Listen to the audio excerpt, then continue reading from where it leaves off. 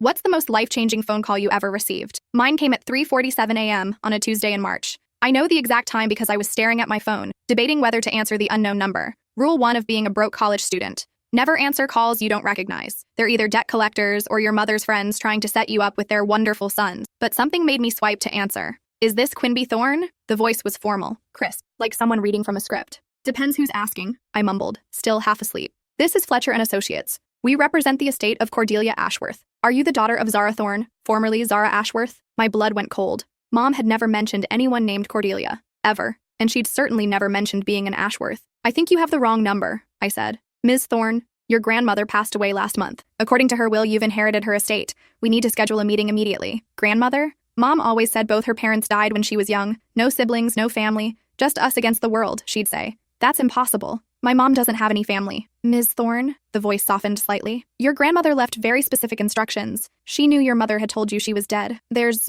quite a lot to explain. I sat up in my tiny dorm room, suddenly wide awake. What kind of estate are we talking about? I asked. $17 million.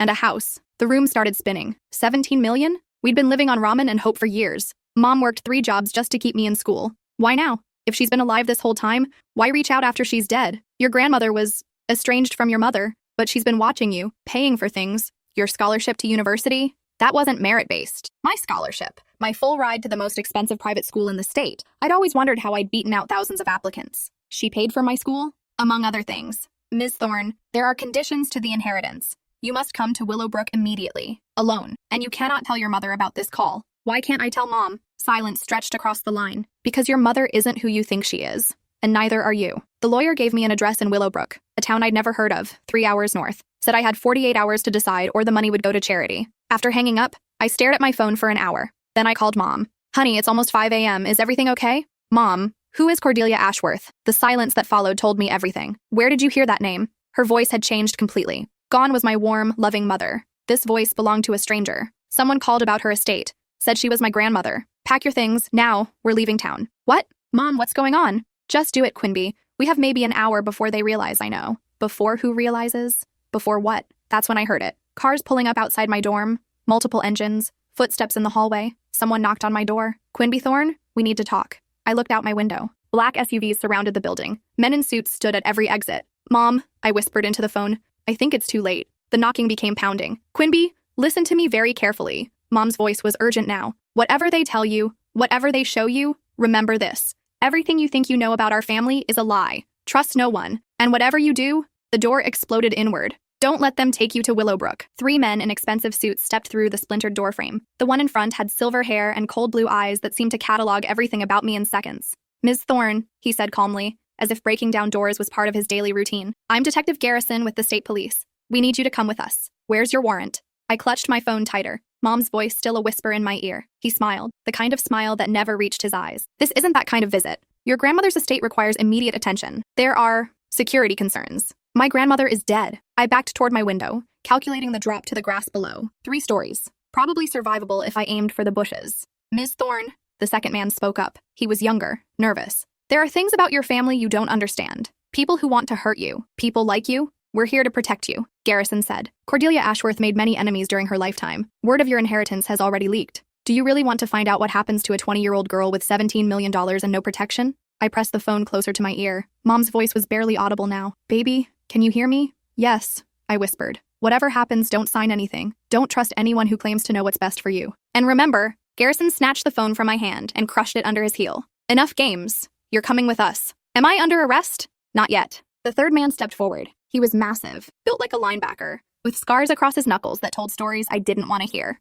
Let's make this easy, he rumbled. I grabbed my emergency backpack, the one Mom had taught me to keep packed since I was 12. Back then, I thought it was paranoia. Now I realized it was preparation. Fine, but I'm driving myself, Garrison laughed. I don't think so. Your car might have mechanical problems on the way to Willowbrook. There it was. They were taking me exactly where Mom said not to go. I'm not going to Willowbrook. Yes, Garrison said, nodding to the linebacker. You are. The big man moved faster than someone his size should. He grabbed my arm, but I'd spent 4 years in self-defense classes after a particularly bad night when Mom came home with bruises she wouldn't explain. I drove my elbow into his solar plexus and stomped on his instep. He doubled over, gasping. I sprinted for the window. The younger man caught me just as I reached the sill. Please don't make this harder than it needs to be. Get off me, Qley. Stop. I'm trying to help you. Something in his voice made me pause. While Garrison and the linebacker felt like predators, this one seemed different. Scared, maybe. Who are you really? I asked. My name is Tobias Fletcher. I'm Cordelia's lawyer. The real one. The person who called me wasn't me. Someone's been intercepting communications meant for you. He glanced nervously at Garrison. Your grandmother left specific instructions. You were supposed to have choices. These men are not part of the plan. Garrison straightened, his facade slipping. Enough, Fletcher. She comes with us now. Under whose authority? Tobias stepped between us. Mine. Garrison pulled out a badge, but not a police badge. This one had a symbol I didn't recognize. Some kind of tree with twisted branches. Tobias went pale. The syndicate. Cordelia said you might come. What's the syndicate? I asked. The people your grandmother spent 30 years hiding from, Tobias whispered. The people your mother ran from when she was pregnant with you. The linebacker had recovered enough to block the door. Garrison pulled out his phone and made a quick call. Yes, we have her. Bring the car around and prep the facility. Facility? That didn't sound like a law office. Tobias, I said quietly. What did my grandmother really do? She discovered something she shouldn't have. About the town. About the families who run everything. She tried to expose them. Expose what? Garrison ended his call. Nothing that concerns you anymore. You're about to become very rich and very quiet about family business. And if I refuse? His smile returned. Girls with your background rarely live long enough to spend their inheritance anyway. Terrible accident rates among young women who ask too many questions. That's when I understood. This wasn't about money. This was about silencing whatever secrets my grandmother had tried to tell. Tobias, I said, backing toward my desk. How long have you known about me? Your grandmother hired me when you were born. She's been protecting you from a distance ever since. Protecting me from what? The truth about Willowbrook. About what really happened to the other families who tried to leave. I reached into my desk drawer and pulled out the one thing Mom had given me when I started college. A small silver locket that belonged to her mother. The mother she'd told me was dead. Inside was a photo I'd never really looked at. A woman who looked exactly like me, standing in front of a massive house. On the back, someone had written, Willowbrook Estate, 1987, before everything changed. This is her. I breathed. This is Cordelia. Tobias nodded. She wanted you to have that. It's the only photo she kept. Garrison's patience was clearly running out. We're leaving. Now. Wait. I studied the photo more carefully. In the background, barely visible, was a man in a suit. A man with silver hair and cold blue eyes. A man who looked exactly like Garrison, just 30 years younger. You know her, I said slowly. You knew my grandmother personally. Garrison's expression shifted. For just a moment, something that might have been pain flickered across his features. She was my wife. The room went silent. Your wife? Tobias stammered. Before she became Cordelia Ashworth. Before she started asking questions about things that were none of her business. Before she stole my daughter and disappeared. My legs felt weak. Your daughter? Zara? Your mother? He stepped closer. Which makes you my granddaughter? The world tilted. This man, this cold, threatening man, was my grandfather? That's impossible. Mom said her parents were dead. To her, I was. The day she learned what I really did for a living, what this family really was. His voice softened, just slightly. Cordelia convinced her I was a monster, that the only way to protect you was to run. Are you? I asked. A monster? He was quiet for a long time. That depends on your definition. I've done terrible things to protect this family, to protect this town, to protect secrets that would destroy a lot of innocent people if they came to light. What secrets? Come to Willowbrook with me. Let me show you what your grandmother was really trying to expose. Let me show you why she was wrong. Tobias grabbed my arm. Quimby, don't. Once you go there, once you see what's in that house, you can never leave. That's why your mother ran. That's why Cordelia spent her final years planning your escape route. Escape route?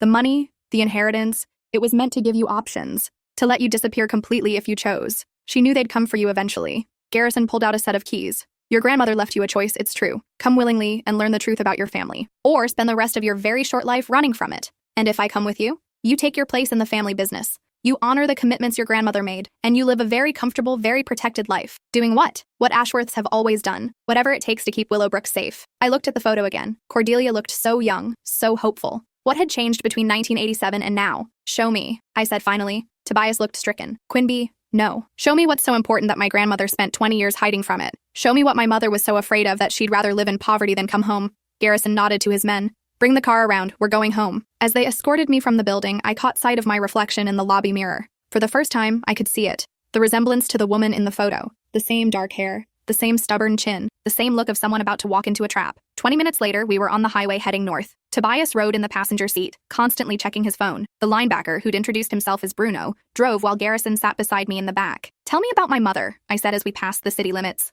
Zara was spirited. Like you. Like Cordelia. Garrison stared out the window. She believed in fairness. In justice. Noble concepts that don't always align with necessity. What's that supposed to mean? Sometimes, to protect the many, you have to sacrifice the few. Your mother never understood that concept. Give me an example. He was quiet for several miles. Then, there was a reporter, came to Willowbrook in 1995, asking questions about some missing persons reports. People who'd supposedly moved away but never collected their final paychecks. Never transferred their medical records. What happened to him? He had an accident. Tragic car crash on the winding road out of town. You killed him. I protected 847 families from having their lives destroyed by headlines that would have painted them all as accomplices to something they knew nothing about. Accomplices to what? Garrison turned to study my face. You really don't know, do you? Cordelia never told you anything. Told me what? Willowbrook isn't just a town, Quimby. It's an experiment. A place where certain problems get solved permanently. My stomach clenched. What kind of problems? The kind that can't be handled through traditional legal channels. The kind that powerful people need to disappear. You're talking about murder. I'm talking about justice. When the courts fail, when evidence gets buried, when money buys innocence, that's when places like Willowbrook become necessary. I felt sick. How many people? Over the years? Hundreds. Maybe thousands. Men who hurt children and walked free on technicalities. Women who poisoned their families for insurance money but had expensive lawyers. Monsters who slipped through every crack in the system. So you decided to become monsters yourselves. We decided to become a solution. Tobias finally spoke up from the front seat. That's why Cordelia left. She discovered that not everyone who disappeared was guilty of anything except asking the wrong questions. Garrison's jaw tightened. My wife was idealistic. She couldn't see the bigger picture. What was the bigger picture? I asked. That sometimes innocent people get caught in the crossfire, but their sacrifice protects thousands of others who would suffer if the guilty remained free. Who decides who's guilty? We do. The families, the council, people who've been protecting this country from its worst elements for over a century. And my grandmother disagreed with your methods. Your grandmother tried to expose us to the FBI. She nearly destroyed everything we'd built, everything that kept real monsters from preying on innocent people. The landscape outside was changing. Rolling hills gave way to dense forest. Signs for Willowbrook appeared every few miles. What happened to her? I asked. How did she really die? Garrison's expression softened. Cancer. Real cancer. In a real hospital. With real doctors. Whatever you're thinking, I didn't hurt her. Despite everything she'd done, despite the damage she tried to cause, I loved her until the day she died. But you didn't try to reconcile. She made her choice. She chose righteousness over family, chose principles over protection. Maybe she chose love over fear. He looked at me sharply. What do you mean? Maybe she chose to love all people instead of just the people you decided deserved it. We drove in silence for several more miles. Finally, Tobias turned around. Quimby, there's something else you need to know. About the inheritance. What about it? The $17 million. It's not just money. It's funding. For people who want to expose what happens in Willowbrook. Your grandmother spent years documenting everything. Names, dates, methods. She left you enough money to take it all down. Garrison went very still beside me. She left me evidence? Not just evidence. Proof. Video recordings. Financial records. Testimonials from families of people who disappeared. Everything needed to bring down the entire operation. Where is it? Hidden in the house. In a safe that only opens to your DNA signature.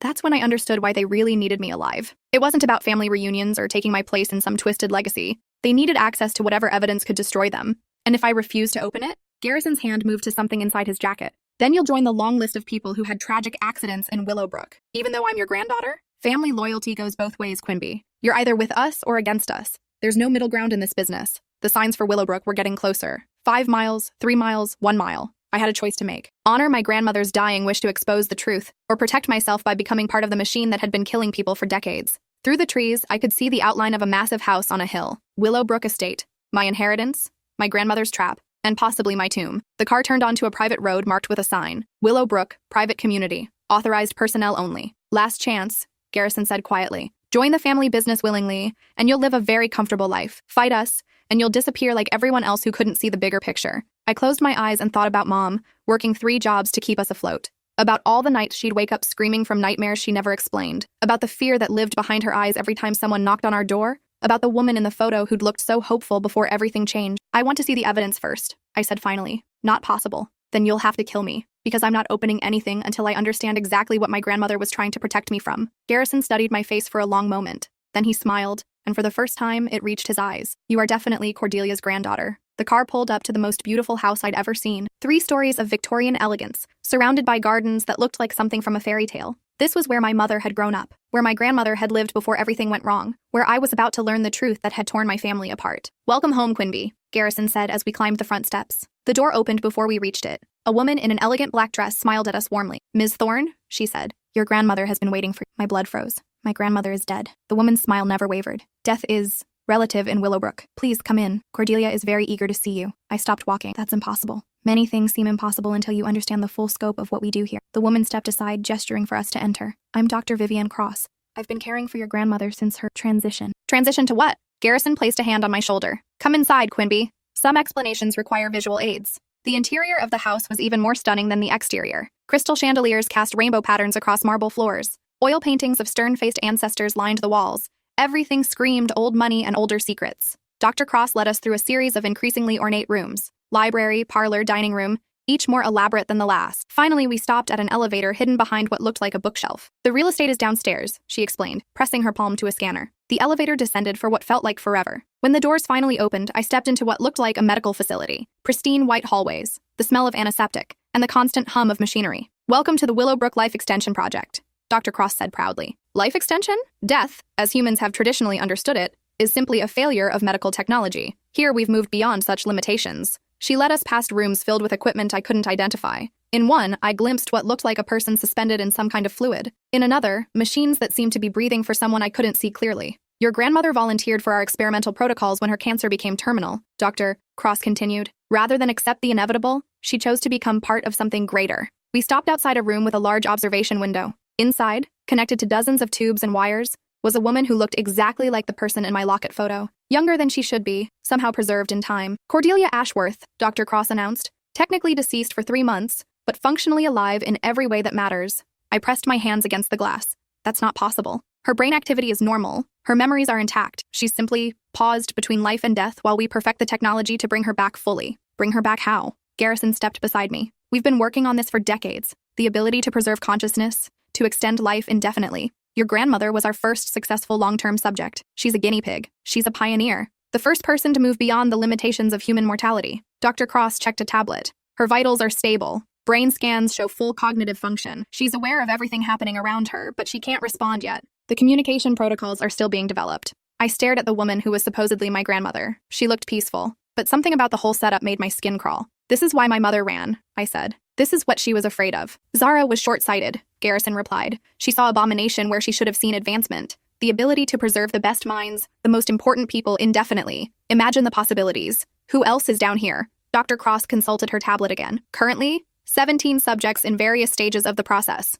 Politicians, scientists, business leaders, people whose knowledge and experience are too valuable to lose to something as mundane as death. And the people who disappear? The ones you say deserve justice? Different protocols entirely. This facility has multiple purposes. She led us past more rooms. In one, I saw what looked like an interrogation chamber. In another, something that resembled an operating theater, but with equipment that belonged in a horror movie. Justice takes many forms, Dr. Cross explained. Some subjects provide information before their completion. Others become part of medical experiments that benefit humanity as a whole. You torture people. We extract truth. We advance science. We ensure that those who harm others contribute something useful to society before they're eliminated. My stomach churned. How long has this been going on? The town was founded in 1887, Garrison said, but the modern facilities have been operational since 1962. Your great-great-grandfather was one of the original architects of the program. Program? Willowbrook serves multiple federal agencies. We handle problems that can't be solved through traditional means. We conduct research that can't be done in traditional facilities. We preserve assets that are too valuable to lose to natural causes. You're a government black site. We're a solution to problems that democracy can't solve. Sometimes justice requires methods that can't withstand public scrutiny. Dr. Cross stopped at another observation window. Inside was a man strapped to a table, electrodes attached to his skull. This subject arrived yesterday, suspected of trafficking children but released on a technicality. Traditional law enforcement failed, so he becomes our responsibility. What will you do to him? Extract information about his network, identify other predators, then ensure he never hurts another child. By killing him, by repurposing him, his organs will save lives. His brain tissue will advance our research. His death will prevent countless others. I watched the man struggle against his restraints. He looked terrified, desperate. Whether he was guilty of what they claimed didn't matter. What they were doing was wrong. I want to see my grandmother, I said. Alone. Dr. Cross glanced at Garrison, who nodded. 5 minutes. The room is monitored, so don't try anything foolish. They led me into Cordelia's room. Up close, she looked even more like the photo. The same bone structure, the same delicate features, but her skin had an artificial quality, like she was made of wax. I sat beside her bed. The machines hummed quietly, keeping her suspended between worlds. Grandmother? I whispered.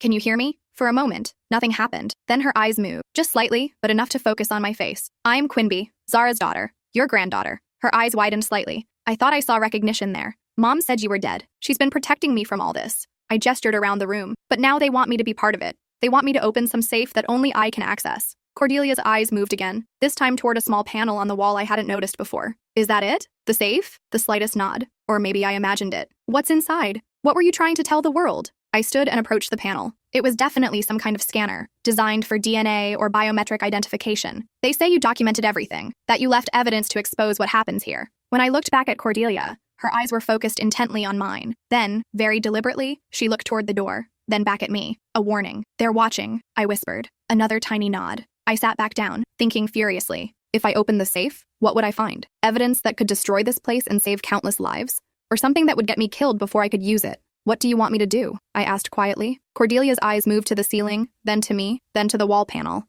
A pattern. Up, me, panel. Up, me, panel. Above? There's something above the panel? The pattern again. I looked more carefully at the wall above the scanner. At first, I saw nothing. Then I noticed a tiny scratch in the paint. Numbers. 2751. A code? Quinby. Dr. Cross's voice came through an intercom. Time's up. I squeezed Cordelia's hand gently. Her fingers were cold, but somehow they pressed back just barely. I understand, I whispered. When I rejoined the others, Garrison was studying my face carefully. Did she respond to you? No, she just looked at me. It was heartbreaking. The preservation process affects some neural pathways, Dr. Cross explained, but her core personality is intact. When we perfect the revival protocols, she'll be exactly as she was before the cancer. And if I open the safe, what happens to her? That depends on what's inside, Garrison said, and what you choose to do with it. We took the elevator back upstairs. The transition from the sterile medical facility to the elegant Victorian rooms was jarring, like stepping between two different worlds. I need some time to think, I said. Of course. This is your home now. Explore, get comfortable. But understand, once you've seen what you've seen, you can never leave. Too many secrets, too much sensitive information. And if I try?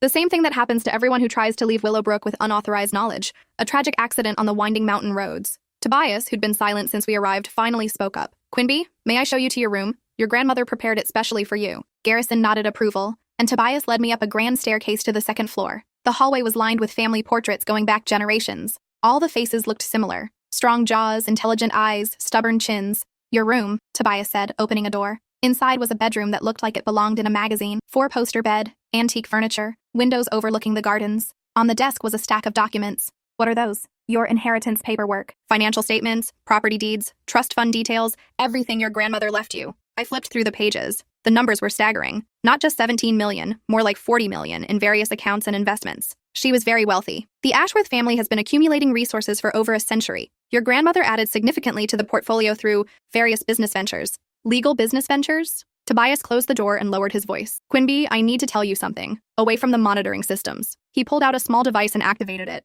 The air seemed to shimmer slightly around us. Signal jammer. We have maybe 5 minutes before they notice. What is it? Your grandmother didn't just document what happens here. She designed a way to stop it. Permanently. How? The facility downstairs. The life support systems, the computer networks, the security protocols. Everything runs through a central hub. She built a backdoor into the system, a way to shut it all down remotely. What would that do? Kill everyone being kept alive artificially, destroy all the research data, send evidence files to every major news outlet and federal agency simultaneously. Essentially, it would expose everything while ensuring no one could cover it up. I sat down hard on the bed. She built a kill switch. She built justice, but using it requires specific authorization codes. Codes that were genetically encoded to your DNA signature. The safe. The safe contains the activation device. But Quinby, if you use it, hundreds of people will die. Not just the subjects downstairs, everyone in Willowbrook who's complicit in the operation. How many people is that? The entire town. Maybe 3,000 people, including families, children, people who just happened to be born here. The weight of it hit me. My grandmother hadn't just left me evidence, she'd left me the power to commit genocide. Why me? Why not just activate it herself? Because she wanted someone with moral clarity to make the choice. Someone who hadn't been corrupted by years of justifying the unjustifiable. But I'm 20 years old.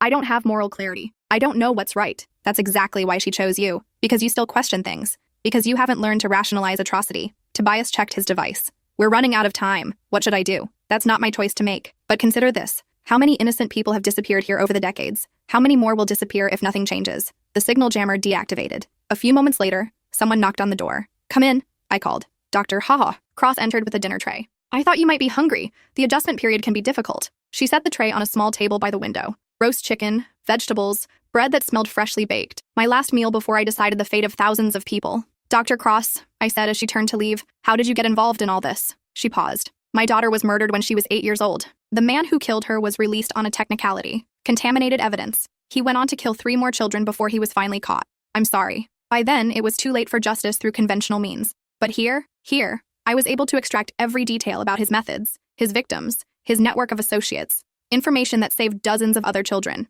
His death meant something. Do you ever question what you're doing? Every day. But then I think about those children who are alive because of what we learned from their killer. The moral calculus isn't simple, Quinby, but it is necessary. After she left, I sat by the window eating mechanically while I watched the sun set over Willowbrook. In the distance, I could see the town proper. Neat houses, tree-lined streets, a church with a white steeple. It looked peaceful, normal, like the kind of place where nothing bad ever happened. But I knew the truth now. This entire community was built on a foundation of blood and secrets. Around midnight, I heard voices in the hallway. Garrison and Dr. Cross discussing something in urgent whispers. Accelerated timeline. Other agencies asking questions. Need the activation codes by tomorrow. So they knew about the kill switch. They needed me to open the safe, not just to suppress the evidence, but to gain control of my grandmother's ultimate weapon. I waited until the house was silent, then crept downstairs. The elevator to the underground facility required a palm scan, but I'd watched Dr. Cross use it. Maybe the system wasn't as secure as they thought. I pressed my palm to the scanner. To my surprise, it worked. The elevator descended into the sterile depths of the facility. The corridors were dimly lit,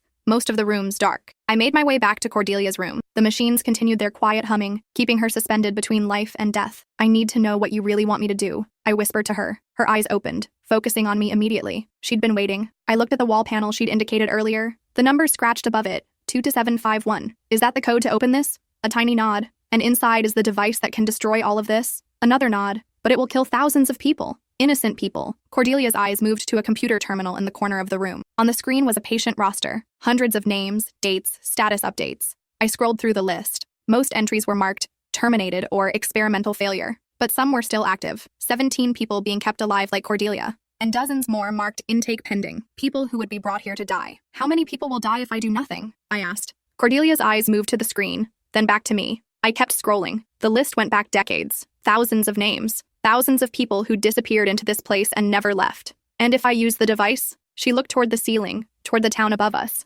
3,000 people. But how many of them are innocent? How many are just living their lives, not knowing what happens down here? Cordelia's expression shifted. Her eyes narrowed slightly, then moved toward a filing cabinet in the corner. I opened the top drawer. Inside were employee records. Everyone who worked at the facility, going back to its founding. But more than that, family trees, recruitment records, psychological profiles. The truth was worse than I'd imagined. There were no innocent bystanders in Willowbrook. The entire town was a generational conspiracy. Children were raised from birth to accept the necessity of the facility. Families were selected for their ability to keep secrets. Anyone who showed signs of moral conflict was quietly relocated. They're all complicit, I breathed. Cordelia managed the slightest nod. I looked through more files. Birth certificates, education records, marriage licenses, all carefully controlled to maintain the genetic and psychological profiles necessary for the operation. Willowbrook wasn't just a town, it was a breeding program for perfect killers. Even the children? Cordelia's eyes moved to another section of files. I found what she was indicating, educational curricula for the local schools. Children as young as 6 were being taught that some people deserved to die. By age 12, they were touring the facility. By 16, they were participating in interrogations. My mother escaped this. A nod, followed by Cordelia looking toward a photograph on her bedside table.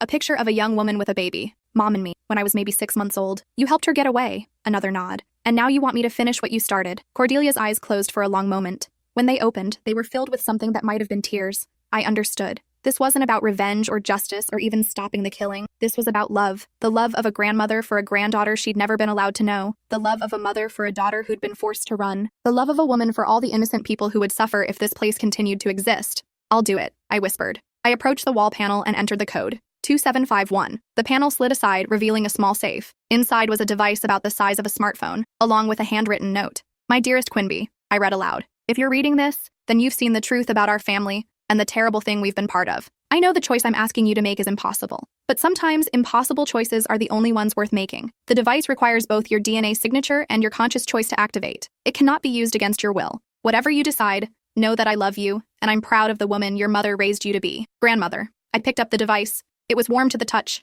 and a small screen lit up when I held it. DNA sample required appeared on the display. I pricked my finger on a small needle built into the device. The screen changed to DNA confirmed Quinby Thorne authorized. Below that, activation requires conscious consent. Do you wish to proceed? 2 options appeared. Yes and no. I looked at Cordelia one last time. Her eyes were closed, but I could see the peace on her face. She'd passed the burden to me, and now she could rest. I thought about my mother working 3 jobs and living in fear. About all the children who would grow up to become killers if this place continued. About the innocent people who would disappear into these rooms and never be seen again. About the choice between certain death for 3,000 guilty people and continued death for countless innocent ones. I pressed yes. The device hummed to life. Alarms began blaring throughout the facility. Emergency lights bathed everything in red. System shutdown initiated, the device announced. Evidence transmission beginning. Life support termination in 60 seconds. I heard footsteps running in the corridors. Shouts of panic and confusion. Cordelia's eyes opened one last time. She looked at me and smiled. Actually smiled. Then her eyes closed as the machines around her went silent.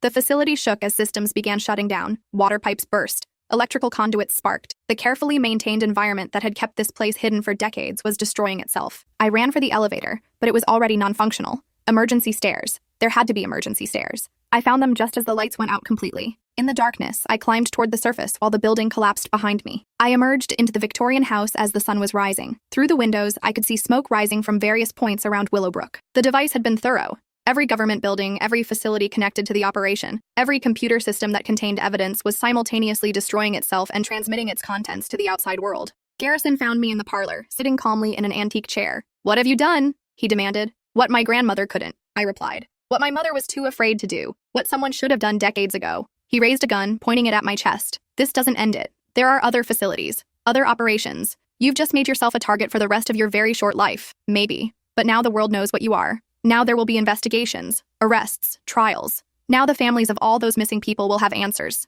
You've killed thousands of innocent people." No. I've stopped thousands of innocent people from being killed by people who were never innocent to begin with. Sirens were approaching from multiple directions. Federal agents, probably. The evidence transmission had worked. Garrison kept the gun trained on me as we waited. "You could have had everything. Wealth, power, protection. Instead, you chose righteousness. Just like your grandmother." "I chose love," I said. "Something you never understood." When the FBI broke down the front door, they found Garrison sitting across from me, the gun in his lap, staring out the window at the town he'd spent his life protecting. "It's over," he said quietly. "Yes," I agreed. "It is." 6 months later, I testified before a Senate committee about what I'd seen in Willowbrook. The trials are still ongoing. Hundreds of people have been arrested. Dozens of government officials have resigned. The $17 million turned out to be real, as did the rest of my inheritance. I've used most of it to establish a foundation for families of missing persons. Mom finally told me the whole truth about our family, about the nightmares that had haunted her for 20 years. We live in a small house now, far from Willowbrook. Sometimes I wake up wondering if I made the right choice. 3,000 people died because of what I did. But then I think about all the people who are alive because I did it.